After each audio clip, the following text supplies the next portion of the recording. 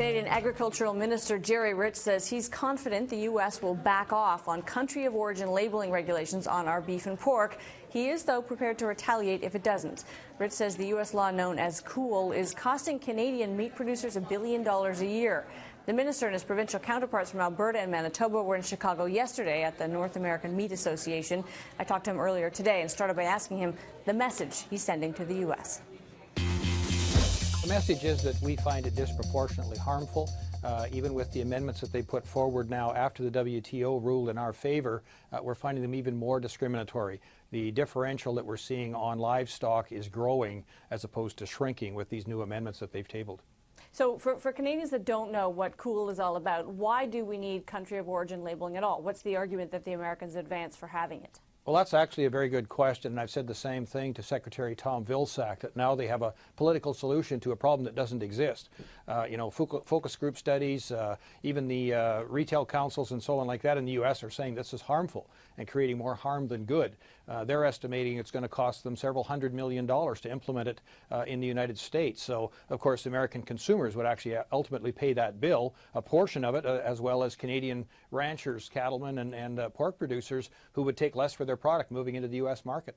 We've seen arguments being made on the U.S. side that COOL isn't about either traceability or about food safety, because all food in America should meet the U.S. standards. What is it about then? Why do you need it? Well, we agree on each other's standards. We don't need it. It's the Americans that are pushing it. No, but what's the argument that they would put forth that they need it at all if it's not about tracing where the product came from and it's not about food safety? Yeah, as I said, it's a political solution to a problem that doesn't exist. This is something that you'd have to ask the administration in the U.S. We don't see any need for it at all. We recognize each other's science. We recognize each other's food safety regimes, and certainly consumers in the states are not lining up and saying we have to have this. Certainly there are things that are being done under food safety, under traceability, and we're actually light years ahead of the Americans in those regards. Yeah, I think you've used the $1 billion annual cost to Canadian producers. How do we measure that? We know that some American producers don't like this either, obviously, especially those that are kind of meat packers and the like. How do we measure how badly this is hurting our industry? Well, this is our industry's numbers, the beef and pork sector predominantly, the red meat sector. They're analyzing that this is costing them in the neighborhood of $1 billion a year up to this point. And now with the amendment in place, it's actually going to be higher than that.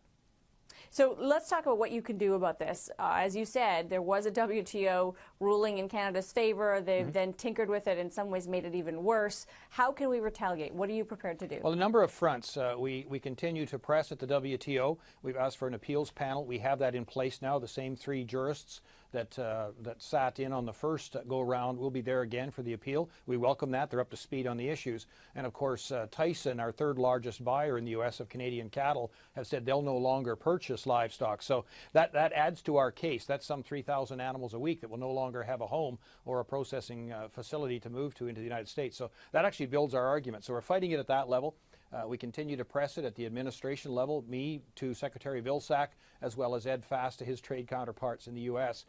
We've also got our industry, the American industry, and the Mexican industry all working on legal opinions.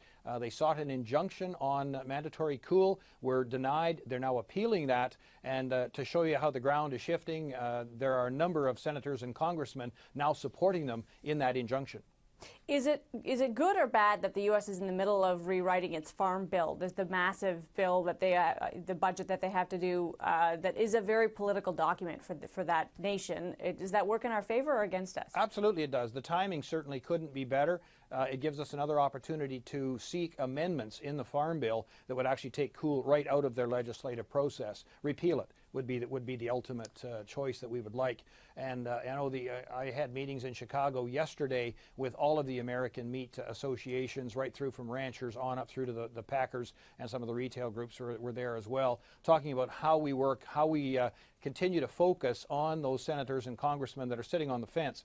As the Farm Bill is now one of the President's priorities, it's certainly an ideal opportunity for us to increase the pressure and continue to put pressure on them to make amendments in the Farm Bill. That would be the quickest fix. Now, it does seem a little reminiscent of the kind of fight we get into with the Americans over things like softwood lumber, where the rulings go in our favor, but they continue to bully us and behave the way that they want to behave. How tough can we get? What kind of tariff countermeasures, anything that we need to really focus the mind when it comes to having them follow the WTO rulings? Well, that's one of the reasons is we belong to the WTO, as do though. We expect them to measure up to the letter and intent of the rules the same as we do. That's why we're working within that process. But at the end of the day, we will also use retaliatory measures, should they be required. You know, that's the last bullet we want to fire, but certainly we have to have that in our arsenal, and the Americans know that we're serious about putting those retaliatory measures in play. We have obviously working a new deal with the European Union. How important will that be to our beef and pork producers? We know that their quotas are up and there's a great opportunity there. How quickly do you expect them to be able to take advantage of it? Well, just like anyone manages their own finances by having diversity in their stock portfolios, you have to have diversity in your trade portfolio too. So having other people bidding on your product is always good. Having opportunities to move product to other markets when we do hit snags like Cool certainly are paramount when it comes to this government. Do we have a sense of how quickly we can get our products to that market? Well, it's going to take time to do the legal scrubs and the translations and get it through all of our legislatures here provincially, federally, at our level, as well as the same counterparts in the European Union. So, you know, the time frame kicked around is roughly 2 years. All right. We'll leave it there, Minister. We appreciate your time today. Thank you, Amanda. Gerry Ritz, Canada's Agriculture Minister.